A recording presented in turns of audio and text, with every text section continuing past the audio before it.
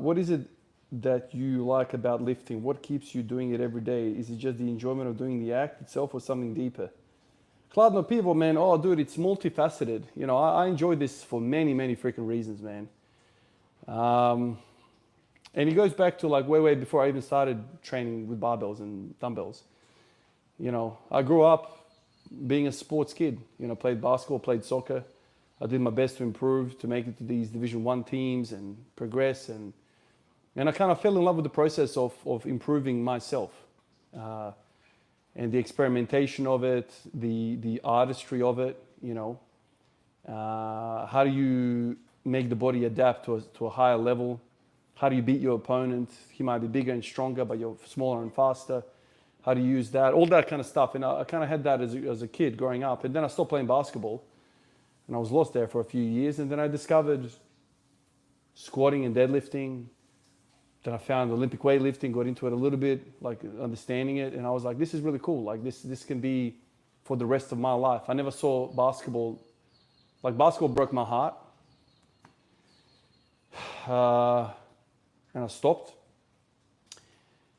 But this weightlifting thing, I can do this forever. You know what I mean? And I can feed that hunger for improving myself every day. That's the first thing.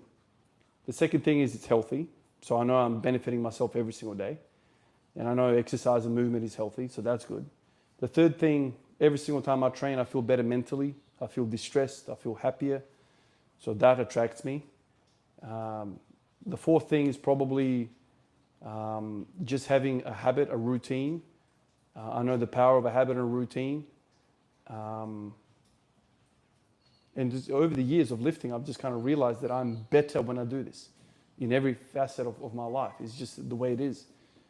And so, you know, people talk about hypertrophy and progression weights and whatever, but like, dude, I've got like 4 or 5 other, you know, reasons that I'm running for this.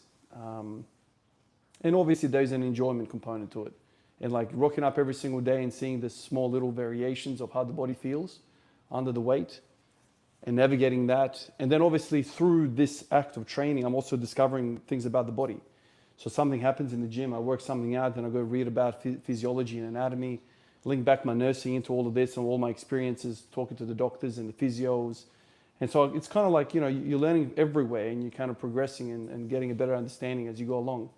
And this is kind of like an experiment in a way. There's also that element. You're experimenting constantly, trying to work out why I have no hip internal rotation after squatting 2,000 days in a row. How the hell did that go?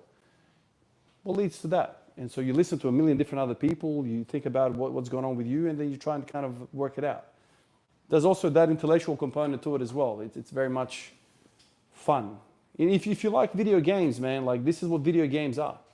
You are developing a character, you're going through the levels, and some levels are harder than others, and usually the higher you go in the video game, the harder it gets, and so you need to kind of work out bits and pieces.